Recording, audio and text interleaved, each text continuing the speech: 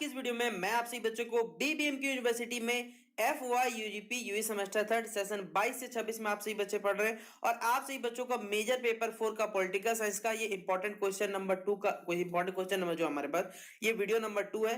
इसके अलावा देखिए आपको 2 और वीडियोस मिलेंगे जिसमें पूरा इंपॉर्टेंट क्वेश्चन कवर कर दिया जाएगा। एक वीडियो में फिलहाल ये वीडियो रहा, इसके अलावा जो नेक्स्ट वीडियो आएगा उसमें लॉन्ग आंसर है और एक फाइनल वीडियो आएगा जिसमें सारे के सारे जो इंपॉर्टेंट क्वेश्चन रहेंगे वो मैं एक ही बार में चाहे वो आपका एमसीक्यू जो पूछा जाएगा वो कवर करा दूंगा। तो पूरा वीडियो लास्ट देखिएगा। वीडियो पसंद आए तो वीडियो को लाइक करिएगा, चैनल पर अगर न्यू आए तो चैनल सब्सक्राइब कर लीजिएगा, साथ में बेल आइकन पे क्लिक कर लीजिएगा ताकि इसी प्रकार पल पल के हर वीडियो का नोटिफिकेशन आपको वहां मिलता रहे।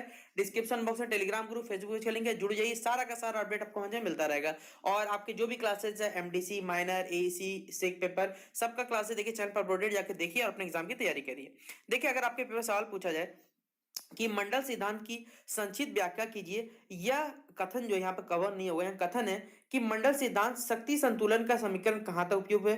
जो बच्चे इंग्लिश में लिखना चाहे वो इसे इंग्लिश में नोट डाउन कर लीजिएगा। और इसी क्वेश्चन को देखिए दूसरे प्रकार घुमाया जा सकता है कि कौटिल्य और मनु द्वारा प्रतिपादित जो मंडल सिद्धांत है उसके बारे में आपको व्याख्या करना है या फिर ये है कि आपको बताना है।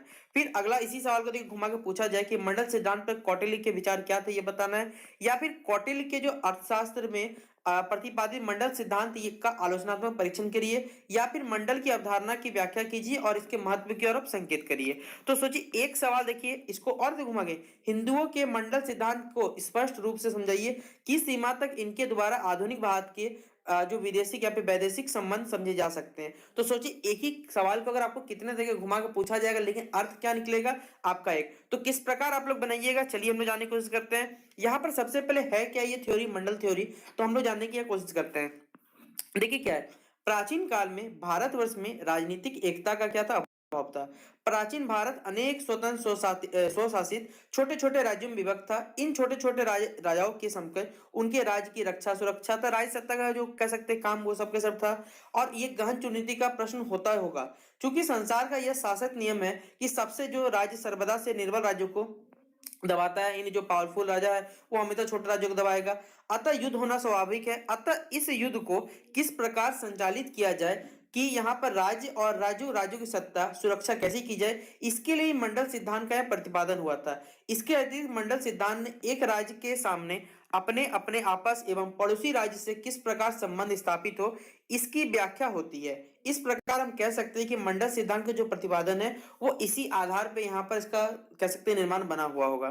पहला ही पॉइंट देखिए यहाँ बताया गया, प्रसारवादी नीति के कारण क्या हुआ, प्रत्येक राज्य पड़ोसी राज्य पर आक्रमण कर उसे अपने राज्य में मिलाकर राजनीतिक एकता लाने का प्रयास होगा। अपने इस उद्देश्य में वह कैसे सफल हो सकता है इसकी व्याख्या इसी सिद्धांत द्वारा यहाँ पर की गई है। अगला पॉइंट है यहाँ पर, सबसे जो सबल पड़ोसी है राज्य की आक्रमण नीति से निर्बल जो राज्य है उसके अपनी रक्षा एवं सुरक्षा किस प्रकार करे, या फिर शक्ति संतुलन किस तरह से स्थापित हो, जैसे कि अगर आने समय पर जब भी निर्बल जो राज्य है वो अपनी स्वाधीनता, अखंडता एवं संप्रभुता की रक्षा कर सके, इसकी व्याख्या मंडल सिद्धांत द्वारा की गई है। फिर अगला है, सामान्यतः एक राज्य के अपने पड़ोसी ऊपर राज्य से संबंध किस तरह से स्थापित रहे जिससे दोनों के कह सकते हैं या फिर स्वयं के हितों की दोनों रक्षा कर सके। तो इस कह सकते हैं हमने जो उपयुक्त कथन दिए थे इससे यह स्पष्ट हो गया कि जो मंडल सिद्धांत का मूल आधार जो है वो शक्ति संतुलन यानी कि बैलेंस ऑफ पावर द्वारा अपने हितों की सुरक्षा करना तथा राज्यों की क्या करना है, रक्षा करना है। एक तरफ तो वह प्रसारवादी नीति का क्या पोषक है तो दूसरी तरफ स्वाधीनता का रक्षक भी है। मनु ने मंडल सिद्धांत को राजनीति का आधार बनाया है। मंडल सिद्धांत जो है